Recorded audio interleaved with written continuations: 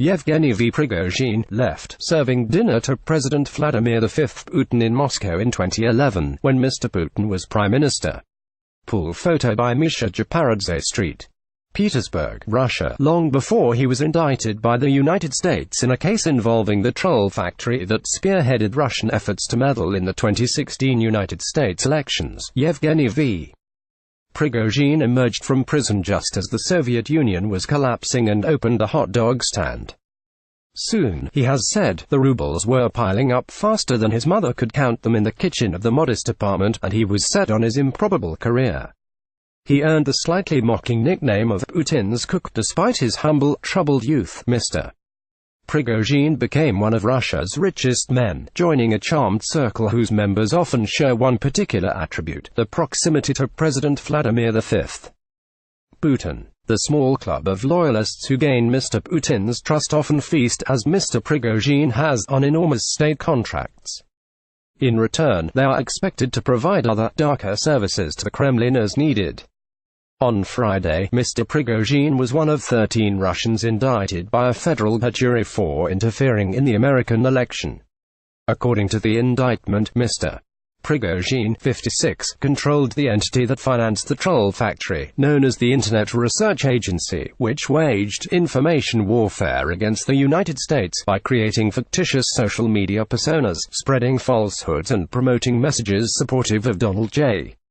Trump and critical of Hillary Clinton. He has denied involvement. The Americans are very impressionable people, they see what they want to see, the Russian state news agency RIA Novosti quoted Mr. Prigozhin as saying on Friday, "I have a lot of respect for them. I am not upset at all that I ended up on this list. If they want to see the devil, let them see him." Mr.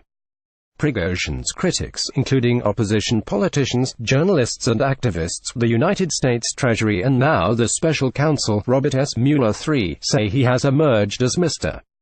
Putin's go-to oligarch for that and a variety of sensitive and often unsavory missions, like recruiting contract soldiers to fight in Ukraine and Syria. He is not afraid of dirty tasks, said Lyubov Sobol of the Anti-Corruption Foundation, an organization established by the prominent opposition leader Alexei A.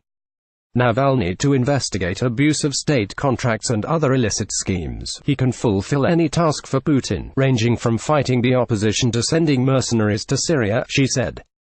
He serves certain interests in certain spheres, and Putin trusts him. The United States imposed sanctions against Mr. Prigozhin in December 2016, followed by his two main, publicly acknowledged companies, Concord Management and Consulting, and Concord Catering. In doing so, the Treasury Department said he provided extensive support to senior Russian Federation officials, including constructing a military base near Ukraine that was used to deploy Russian troops. The United States imposed sanctions against Mr. Prigozhin in December 2016, and then against two of his companies, Concord Management and Consulting and Concord Catering. Mikhail Metzel, TASS via Getty Images. The most notorious venture linked to Mr.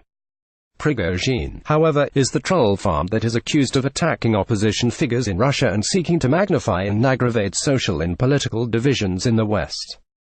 Despite his frequent denials of any involvement, his critics say he and others like him provide a way for the Kremlin to engage in such activities while maintaining a discreet distance. The indictment on Friday says, among other charges, that Mr. Prigozhin frequently met in 2015 and 2016 with Mikhail I. Bistrov, the top official in the troll factory, which ran a disinformation campaign called Project Lacta that by September 2016 had a monthly budget of $1.2 million. Boris Vishnevsky, an opposition member of the city council in St. Petersburg, who has called for an official investigation into threats by Mr. Prigozhin against journalists, said the Kremlin endorsed projects like the troll farm without directly organizing them. This is done by somebody who receives large-scale government contracts, he said. The fact that he gets these contracts is a hidden way to pay for his services. When the troll factory was formed in 2013, its basic task was to flood social media with articles and comments that painted Russia under Mr. Putin as stable and comfortable compared to the chaotic, morally corrupt West. The trolls soon branched into overseas operations focused on Russian adversaries like Ukraine and the United States. Facebook, Twitter and Google have all identified the Internet Research Agency as a prime source of provocative posts on divisive American issues, including race, religion, gun laws and gay rights, particularly during the 2016 presidential election. Facebook found, for example, that the agency had posted 80,000 pieces of content that reached more than 126 million Americans. Last month, Twitter announced it had started emailing more than 677,000 people in the United States who interacted with accounts from the agency during the election. Mr. Prigozhin said he was too busy to be interviewed for this article. In fact, he has given just 2 extended interviews in the past decade.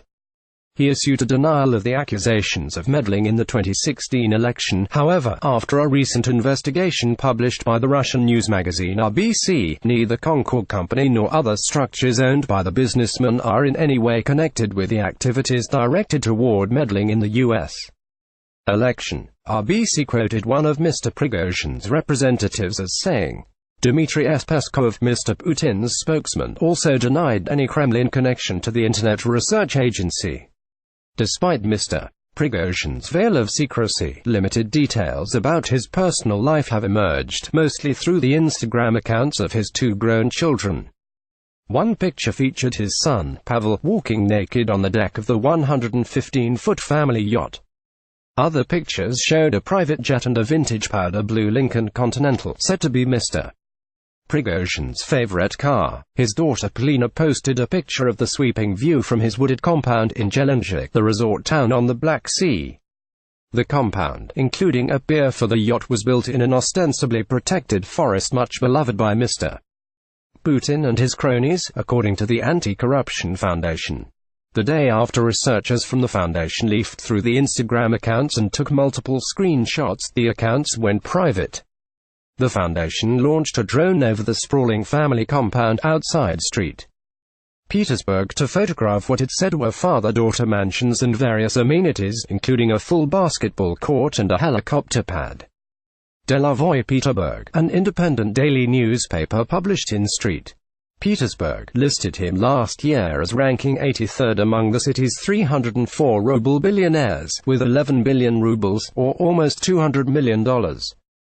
The newspaper included only property in the public record, said Irina Pankratova, an investigative reporter.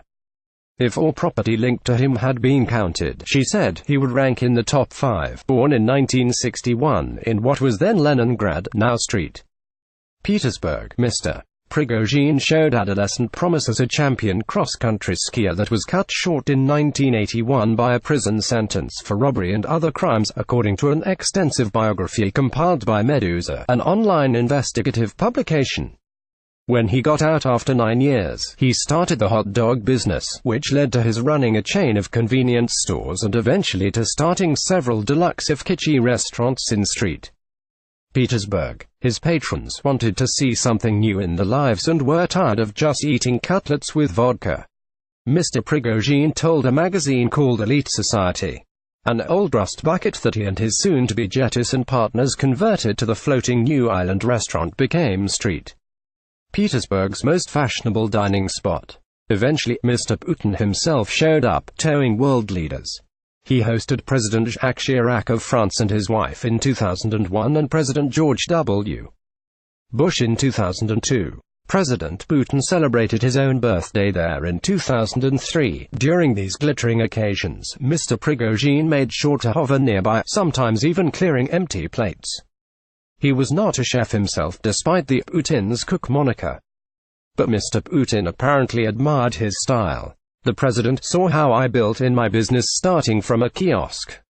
Mr. Prigozhin told Garod 812, a St. Petersburg magazine. He saw how I was not above serving a plate. The first significant state contracts began flowing in after Mr. Prigozhin founded Concord Catering. Starting with the St. Petersburg schools, he moved on to feeding the far more numerous Moscow schools and, finally, most of the Russian military.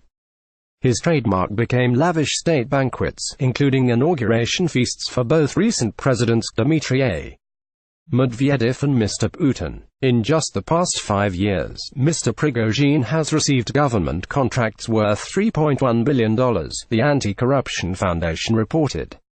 Lately, he has branched out into areas like recruiting contract soldiers to fight overseas and establishing a popular online news service that pushes a nationalist viewpoint, making him even more indispensable to Mr. Putin. A leading news website in St. Petersburg, Fontanka, which has reported extensively on Mr. Prigozhin's military contracts, recently discovered another potential source of revenue, perhaps the biggest yet. In exchange for providing soldiers to protect Syria's oil fields, companies linked to Mr. Prigozhin were awarded a percentage of the oil revenue, the website reported. Some Russian contract soldiers in Syria were back in the news this month after a Feb. 7 clash between Kurdish forces backed by the United States and Syrian government forces aided by Russian mercenaries. Reports about exactly what happened remain murky, but anywhere from 5 to 200 Russian soldiers have been reported killed. Russian Foreign Ministry on Thursday confirmed 5 deaths, but has refused to confirm that it has contract soldiers fighting in Syria, fueling anger among the families of those fighting about the lack of information. It has always been difficult to find his fingerprints directly on any of these shadowy firms, said Denis Korotkov, a reporter for Fontanka. The only clues are the company's overlapping ties, including the same managers, shared telephone numbers or IP addresses.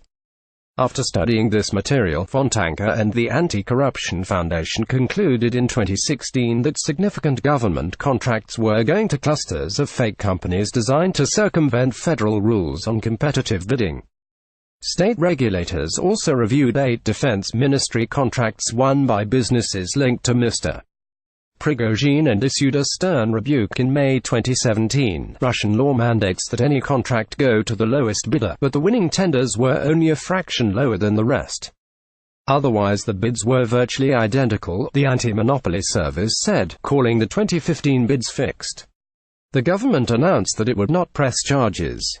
Nobody anticipates Mr. Prigozhin appearing in a Russian court anytime soon. We don't expect him to be punished given that he is among the president's closest friends, said Maxim L.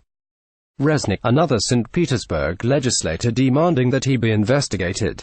Ivan Nechepurenko contributed reporting from St. Petersburg, Russia, and Oleg Matsnev from Moscow. A version of this article appears in print on February 17, 2018, on page A1 of the New York edition with the headline, "Oligarch tied to troll factory earned nickname, Putin's cook."